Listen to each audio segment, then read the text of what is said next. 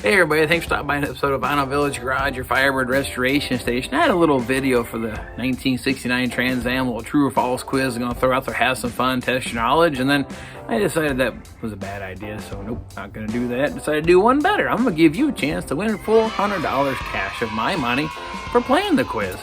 Wow, sounds like a pretty cool idea. How does this work, you say? Well, it's pretty simple. Watch the video getting ready to come up after this little intro. Answer the question as true or false, write down T or F, record your answers on the comment section of this video. Get them all right, your name goes into the hat for the drawing for the $400.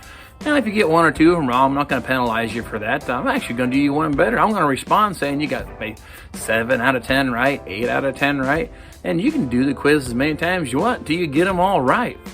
I'm not going to give you which ones you got wrong because that would be cheating. But nonetheless, you get the idea.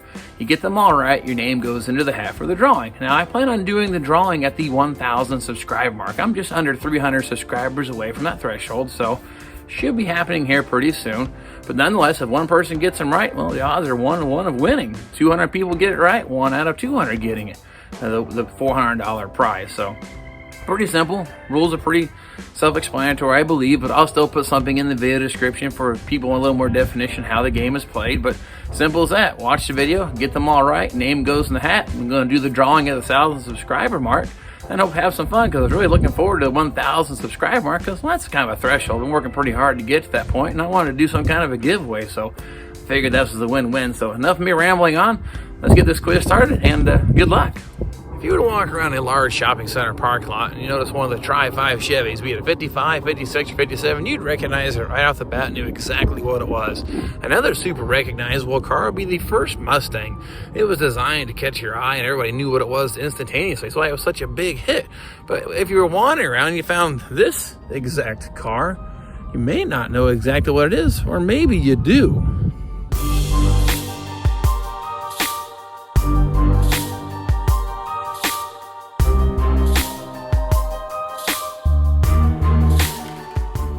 Without this car's meager beginnings, the Bandit Trans Am may have never happened. Or me being a kid growing up in the 80s, Kit might have ended up as a Mustang.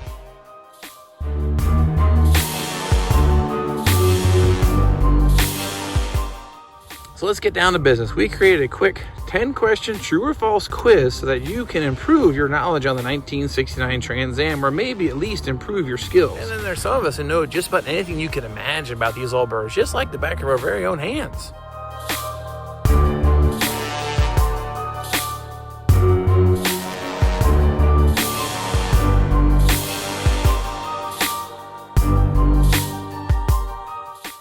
The 1969 Trans Am was a mid-year release, and rumors of an all-new Firebird coming out in 1970 hurt sales of the first-year Trans Am, a meager beginning of 697 units sold. Now, because of that low production number, some consider the first-year Trans Am the most desirable to collect. Well, that being said, let's get down to business. Here comes question number 1. The Pontiac mounted hood tack was available in 1967 Firebird all the way up to the early 70s from the factory. So true or false? Total production number of 1969 Trans Ams to leave the factory floor with a hood-mounted tachometer was 0. The 1969 Trans Am was created to bring a race car theme to the Pontiac lineup. The designers also decided that the racing stripes were a must, going full length over the entire body. So true or false? The full-length body stripes never went over the top of the trunk-mounted spoiler from the factory. The designers limited the exterior colors of the 1969 Trans Am to help the new model stand out from the rest. So did the designers also limit the interior colors? So true or false? Only one 1969 Trans Am left the factory with a red interior. While developing the Trans Am package, the engineers removed the Firebird badges from the front fenders to help distinguish or separate it from the regular Firebird model, and also to smooth up the front surface of the fenders. So true or false, the rear lower tail panel to the quarter panel was seamless on the 1969 Trans Am. Now, Pontiac did change up the grills for the Trans Am package. This question's a little different. Examine this photo carefully and then answer the question true or false. This is the correct grille configuration for a factory-assembled 1969 Trans Am. All Firebird 400s came with a special trim package to kind of separate them from the rest. It included an arrowhead on the front bumper, chrome inserts in the grille, a 400 or Ram Air badging on the hood, and also a 400 badge on the trunk lid. So true or false, the 1969 Pontiac Trans Am never left the factory with the 400 badge on the body of the car. The Trans Am was intended to be the factory race model, staying true to the race theme. Only 2 engine options were available, which happened to be the highest output produced in 1969, the Ram Air 3 or the Ram Air 4. So true or false, the Ram Air 4 engine package was not an available engine option on the 1969 Trans Am convertible. If you made it this far in a little quiz, you probably already knew that Pontiac only produced 8 1969 Trans Am convertibles, and only one of those with a blue top. True or false, the blue top Trans Am convertible was also configured with a blue painted folding top frame, and the inside of the soft top material was dyed blue to match. Firebirds were assembled at 3 different plants, one in Lordstown, Ohio, Van Nuys, California, and the last one there in Norwood, Ohio. True or false, the first Trans Am was assembled at the Lordstown, Ohio plant. We made it to the end of our quiz testing your Trans Am knowledge. Now the last one deals with the Ram Air 4 engine. It was the top performing engine offered in 1969, underrated, but now among the most collectible and desirable cars produced by Pontiac.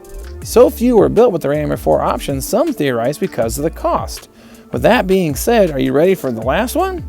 True or false, less than 4 total 1969 Firebirds or Trans Ams with the Ram Air 4 engine option left the factory with air conditioning.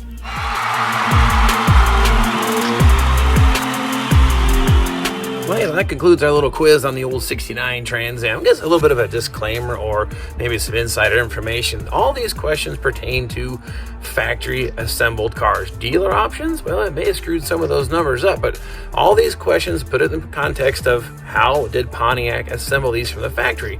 Well, a side note, the 1969 Trans Am spoiler was also a dealer option available for any 1969 Firebird. So just kind of keep a little fun fact in mind. I can't tell how many, if any, ever got that option put on at the dealer level. But wonder how you did on the quiz? Wonder if you got them all right?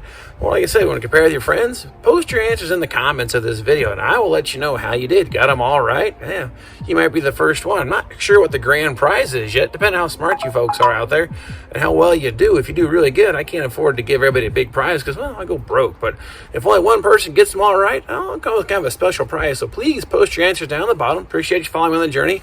I might do some more of these quizzes just the same, or if you watch cars like this put back together, some Firebirds too, and subscribe to the channel. But anyway, thanks for playing, thanks for watching, and we will see you next time.